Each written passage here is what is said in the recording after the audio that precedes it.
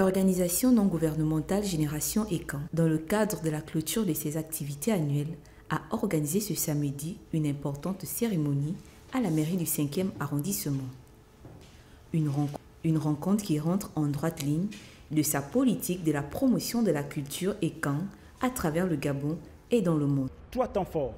Le premier temps fort, c'est la rencontre des meilleurs champions du Songo, du Gabon.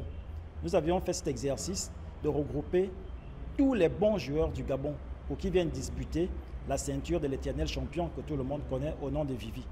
Donc la bataille est profonde, les jeux se poursuivent.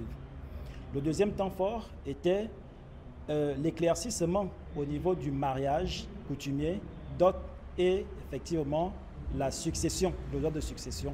Parce que nous avons beaucoup constaté que lorsque un partenaire venait à mourir, les enfants, les veuves sont dehors.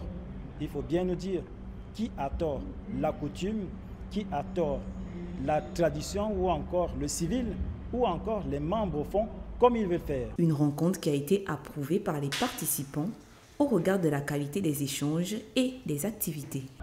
Je suis assez heureuse de l'événement, l'initiative étant d'embrasser notre culture Ekan.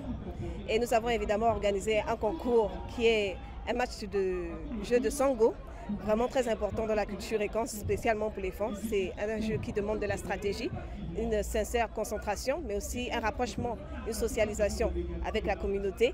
Et donc, ce que j'ai retenu aujourd'hui, c'est d'apporter une certaine importance et amour à qui nous sommes concernant notre identité. L'organisation Génération Ekan ne pense pas s'arrêter en si bon chemin. Elle a pour objectif de fédérer les fonds du Gabon et ceux de la diaspora dans un idéal, celui de voir cette ethnie sauvegarder son authenticité dans la modernité.